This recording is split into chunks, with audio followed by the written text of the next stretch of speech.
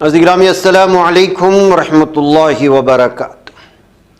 آج کی بات خاص بات میں آپ لوگوں کا استقبال ہے۔ ناظرین گرامی، ملناڈ مسلم وقف کوٹا جو ساگر کا ایک تنظیم ہے، اس کی جانب سے وقف ترمیمی بل کے خلاف عظیم الشان انداز میں بڑے پیمانے پر وقف ترمیمی بل کے خلاف جو ہے اس وقت ایک بہت بڑا سمیلن منعقد کیا گیا تھا، جلسہ منعقد کیا گیا تھا، جس میں مقامی علماء کرام اور مختلف اضلاع سے تعلق رکھنے والے، مختلف تنظیموں سے تعلق رکھنے والے، سیاسی دھڑوں سے تعلق رکھنے والے لیڈران نے نہ صرف شرکت کی بلکہ ایک ساگر اور اس کے آس پاس کے علاقے کے لوگوں نے بڑی تعداد میں شرکت کرتے ہوئے وقف ترمیمی بل کے خلاف پرزور احتجاج کیا۔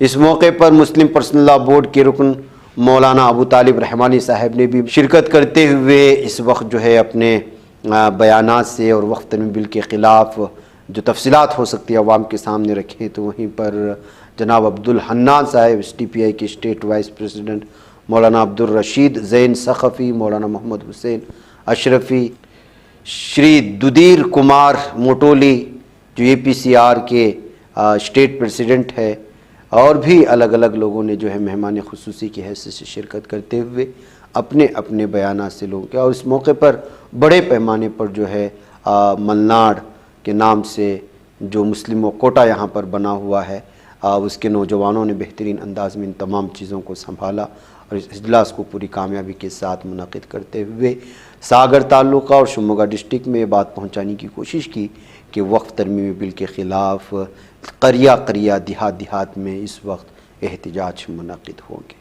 اس کی کچھ جھلکیاں اور جنہوں نے بیان دیا اس کو آپ دیکھیں۔ مجھے اجازت۔ السلام علیکم ورحمۃ اللہ وبرکاتہ۔ ಕಾರ್ಯಕ್ರಮದ ಮುಂದಿನ ಭಾಗವಾಗಿ ಸಮುದಾಯದ ಸಮಸ್ಯೆಗಳ ವಿರುದ್ಧ ಪ್ರಬಲ ಧ್ವನಿಯನ್ನು ಎತ್ತುವ ಅನ್ಯಾಯದ ವಿರುದ್ಧದ ಪ್ರಬಲ ಧ್ವನಿ ಸನ್ಮಾನ ಶ್ರೀಯುತ Abdul Hannan vice president of SDPI Karnataka ಇದೀಗ ನಮ್ಮನ್ನು ಉದ್ದೇಶಿಸಿ ವಕ್ಫ್ ಕಾಯ್ದೆಯನ್ನು ವಿರೋಧಿಸಿ ಮಾತಾಡ್ತಾರೆ। ನಮ್ಮನ್ನು ವೇದಿಕೆಗೆ ಸ್ವಾಗತಿಸ್ತಾ ಇದ್ದಾರೆ। अस्सलामु अलैकुम रहमतुल्लाहि व बरकातुहू। डयास पर बैठे हुए मोअज़्ज़िज़ खुसूसी मेहमानान और मेरे सामने बैठे हुए मोअज़्ज़िज़ भाइयों, बुज़ुर्गों, आज का ये जलसा वक्फ अमेंडमेंट एक्ट के ख़िलाफ़ एहतजाज करते हुए, मज़म्मत करते हुए मुनक़िद किया गया है।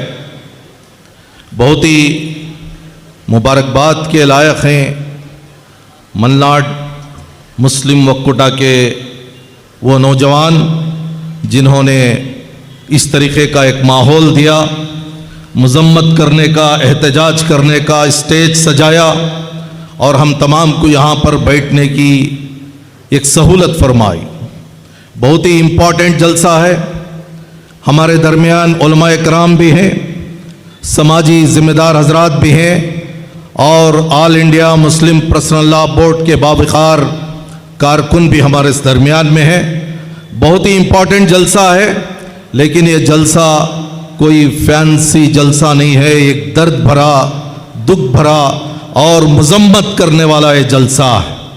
ये जलसे से हम वो इम्पॉर्टेंट पॉइंट्स को कलेक्ट करना है जो हमें बेदार भी करे, खड़ा भी करे, तैयार भी करे, चलने के लायक भी बनाए, बोलने के भी लायक बनाए, वरना ये मुर्दा लाशों से हिंदुस्तान में कोई फ़ायदा होने वाला नहीं है।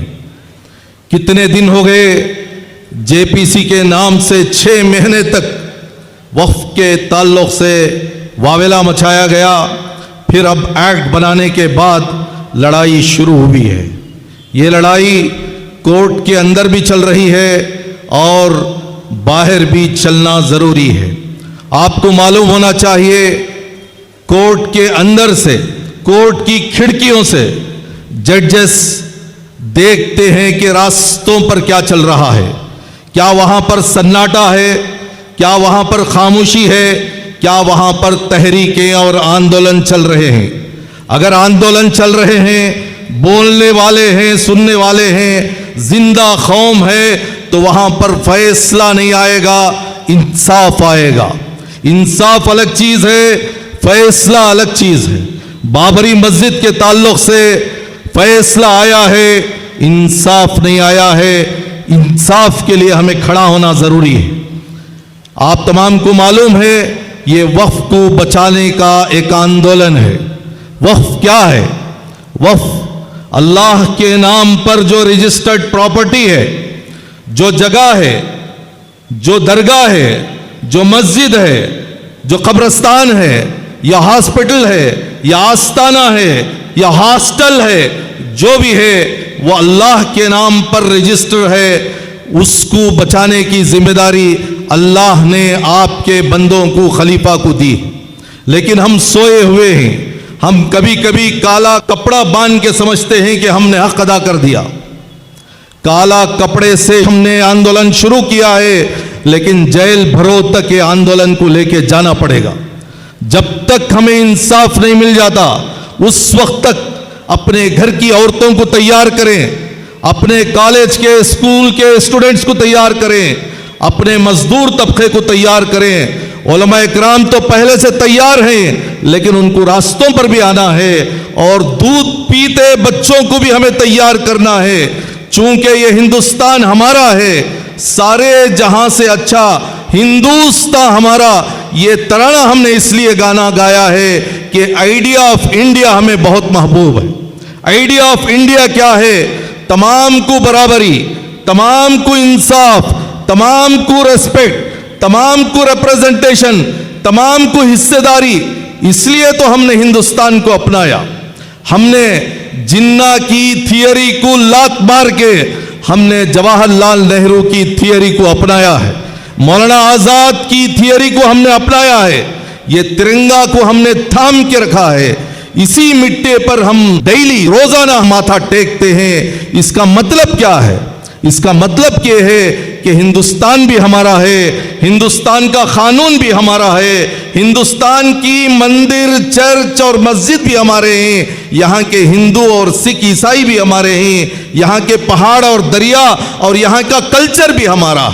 تو اس حساب سے اگر ہم ہندو مسلم کے اتحاد کے ساتھ، گنگا جمنی تہذیب کے ساتھ اگر ہم جانا چاہتے ہیں، تو یہ سرکار اکثریتی ووٹ کو اکٹھا کرنے کے لیے پولیٹیکل ایجنڈا لا کے بار بار ہمیں پریشان کرنے کی کوشش کرتی ہے۔ ایک مرتبہ تو نیشنل سٹیزن شپ کے بارے میں لا کر ہمیں پریشان کیا گیا۔ تقریباً ہمارے عورتوں نے، ہمارے اسٹوڈنٹس نے ایسا آندولن کھڑا کیا جس کی وجہ سے ان کو پیچھے ہٹنا پڑا، اور یہ آندولن بھی ہمارے عورتوں کے ذریعے سے، علماء اکرام کے ذریعے سے، اسٹوڈنٹس کے ذریعے سے، نوجوانوں کے ذریعے سے کامیابی تک چلے گا۔ مسلم پرسنل لا بورڈ ایک بہت بڑا روڈ میپ دیا ہے، بہترین روڈ میپ ہے، بڑی ہی بصیرت کے ساتھ، حکمت کے ساتھ انہوں نے یہ روڈ میپ بنایا ہے۔ لیکن یہ روڈ میپ کتنے لوگ پڑھے ہیں؟ کتنے لوگ عمل کر رہے ہیں؟ وفد کے آندولن کے تعلق سے ان کے پاس کیا پیکیج ہے؟ کیا صرف ایک دن کا پروگرام کر کے، ایک ریلی کر کے، ایک کانفرنس کر کے ہم کفارہ ادا کر دینا چاہتے ہیں؟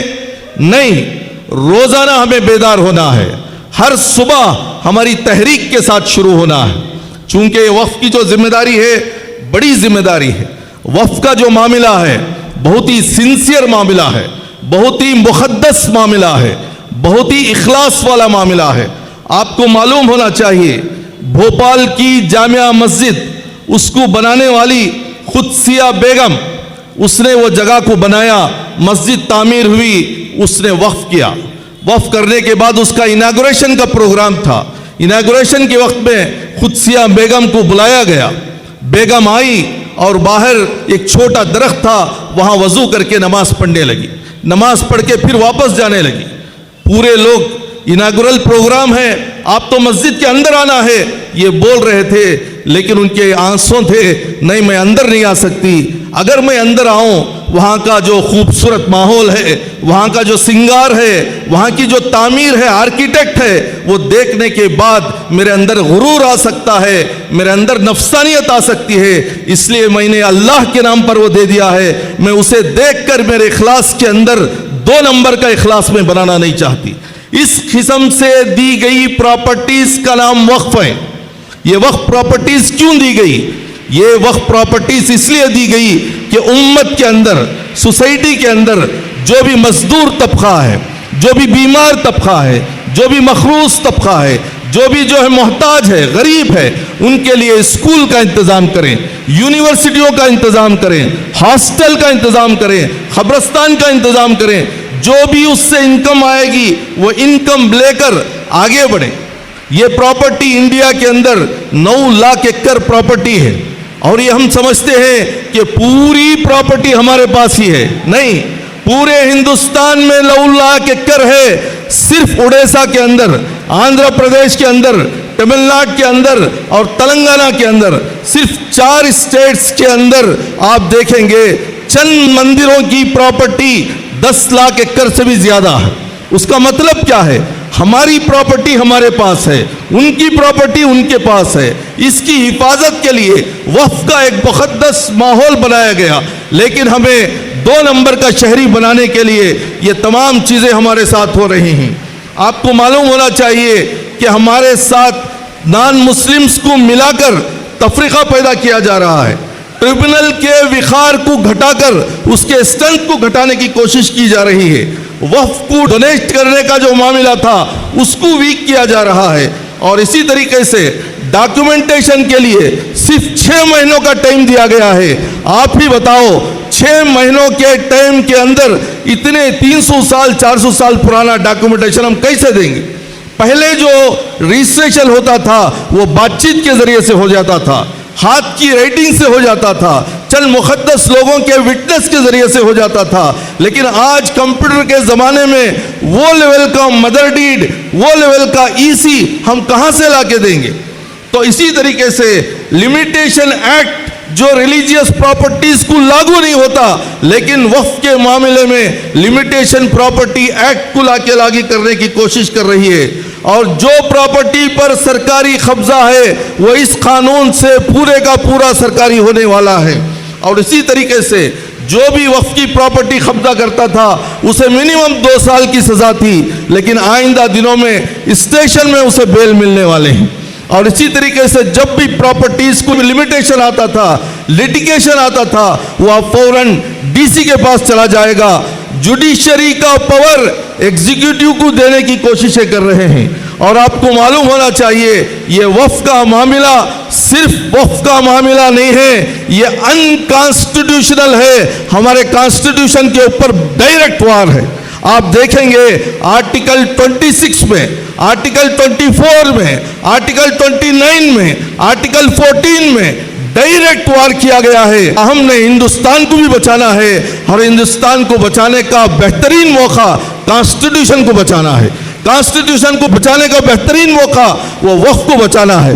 میں امید کرتا ہوں یہاں پر بیٹھا ہوا مجمع اتنی قربانی کے ساتھ بیٹھا ہے, آئندہ دنوں میں ہم محلہ لیول پر عوام کو بیدار کریں گے, اپنے گھروں کی عورتوں کو بیدار کریں گے, اور جو بھی مسلم پرسنل لا بورڈ سے ڈائریکشنز آ رہے ہیں اس کو کسی بھی پارٹی کے بغیر, جماعت کے بغیر, اپنی آئیڈینٹی کے بغیر, مسلم پرسنل لا کی آئیڈینٹی کے ساتھ اتحاد ہو کر, مضبوط ہو کر, شیشہ پلائی ہوئی دیوار کی طرح ہم سب آگے بڑھیں گے. اس وقت تک ہمیں آگے بڑھنا ہے جب تک کہ ہمیں اس کا پورا فائدہ نہیں ہو جاتا.